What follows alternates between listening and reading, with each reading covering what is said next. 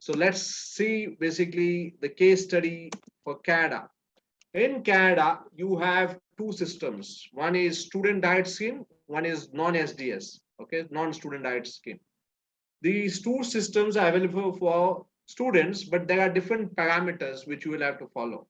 Okay, you may people who are qualified for SDS can also qualify for non-SDS, but people who are qualified for non-SDS don't qualify for SDS. So SDS has few parameters extra, and it also basically the process is probably a little simpler and faster. So that is why most of them prefer to basically apply through SDS, and that is what I also prefer. So what is this SDS process? First, SDS process is an online process. You can't do it offline. It's an online process. You have to do it online through the web only. The application process usually takes within 20 days. That is normal time. And basically during the pandemic, it went up to basically almost 3 months, a little more than 3 months. In fact, some of my admission visa decisions came after 3 months. So it took long because of the pandemic, because of the unnatural situations. But normally, in a normal situation, it takes within 20 days. The student in this situation has to compulsory pay 1 year tuition fee. There is no option. Okay, to qualify under SDS, you need to pay 1 year tuition fee. So only then you can apply to SDS. So this is one of the mandatory conditions to basically qualify for SDS. So when you do that, you have to attach the proof of payment, either the university fee receipt or the confirmation of from university or the bank confirmation of the payment. Okay, bank confirmation with the bank letter saying that the payment has been transferred. So this is one of the requirement that is to be completed, that is to pay 1 year tuition fee. It's a mandatory requirement. First mandatory requirement to qualify under SDS. Second is you need to take IELTS, PT, Duolingo, your basically TOEFL is not acceptable. Okay, if you want to qualify under SDS, you have to mandatorily apply, you have to mandatorily take IELTS test. It's mandatory. And you have to score 6 band in each module. So whether it is reading 6 band, writing 6 band, listening 6 band, speaking 6 band. You can get more than 6 band, but if you get less than 6 band, you're not qualified under SDS. Okay. So minimum band required in each of the module is 6. That is the second mandatory requirement to qualify under SDS. The third is in Canada, you have to deposit 10,000 in GIC, Guaranteed Investment Scheme certificate. This is basically you deposit towards your accommodation and living. So you have to deposit that 10,000 in GIC account.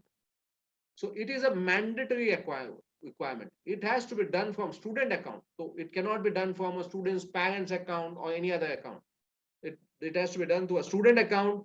The name in the account should match the passport name, so that when the student actually gets the visa and he flies to Canada, he goes and opens an account. They will look at his passport, they will look at the name, and then they will open an account, and he will be basically that money will be transferred to that account. So GIC of 10,000 Canadian dollar is a mandatory requirement under SDS. So you have to pay 1 year tuition fees. You need to take IELTS academic and get 6 band in each module. You have to basically deposit 10,000 Canadian dollars in GIC account towards your accommodation and living. The fourth is you need to get your medical examination done before you apply. It's a mandatory requirement as well. So these are the 4 mandatory requirements to qualify under SDS. So if you don't meet even one of the requirement, you fall under non-SDS. If you don't meet even one of the requirement, you fall under non-SDS. So the 4 mandatory requirements are tuition fee as per the letter of acceptance that you have, that university that you want to go, they will offer a letter of acceptance, LOA. The amount that is mentioned in that offer letter, you will have to pay that much amount of tuition fees. Then second, you need to take IELTS and get minimum 6 band. IELTS is anyway admission requirement. So you have to take IELTS academic. So IELTS academic is a mandatory requirement. You can't take any other English proficiency test. You have to deposit 10,000 in GIC towards your accommodation and living. It's mandatory. And you need to take medical as part of the, before you apply for your visa process. The letter of acceptance from Canadian Institute must be DLI approved. That is eligible for both, but it has to be DLI approved, Designated Learning Institute. So that's one. If the institute is from Quebec, you also have to apply for CAQ. Okay. So there is one more basically document that you will have to get if you are applying for Quebec. Mark sheet of all years of last education completed, including failed mark sheet and degree certificate, has to be uploaded in the visa section. You have to have a visa SOP. So in that, if you have any gap, you have to justify those gaps. You know, if you have, let's say, working in those gaps, you put your salary slip of last 6 months, you put form 16, prove that. If you are low academics, justify it, whether you are sick or something. If your program must be aligned with the past qualification and or work experience.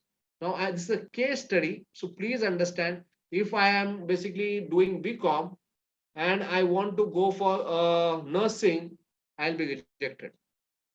Or I am a science background and I wanted to go into photography, I'm rejected. Okay. I have done my BE engineering and I want to go for basically pharmaceutical, I'm rejected. The program that I'm going to do should be aligned with my previous qualification and work experience. So if I'm a BCom, I will have to basically, if I'm more into marketing, I will do MBA into marketing. If my work experience is in marketing, I'm going to do MBA in marketing. So it has to be aligned. The visa officer should see that you are doing this to further improve your career prospects. He should not see that you are still not basically adjusted. You are still, you are not settled in your home country. So probably you're applying to Canada as a potential immigrant. He will reject you. That is what he feels.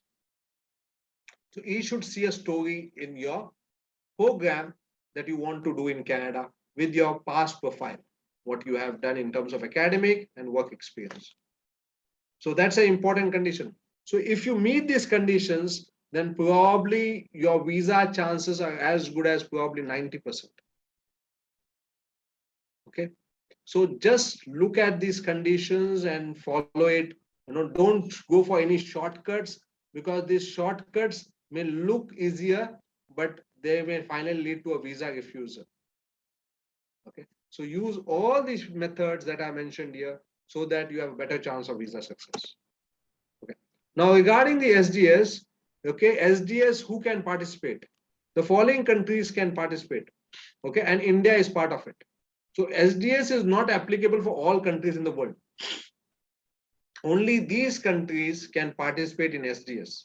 And India, being one of it, is using this system to their advantage. So if you are part of, you are an Indian, do take this advantage of SDS, because it is not available for all the countries. It is available for selected countries which are listed here, and India is part of that particular country.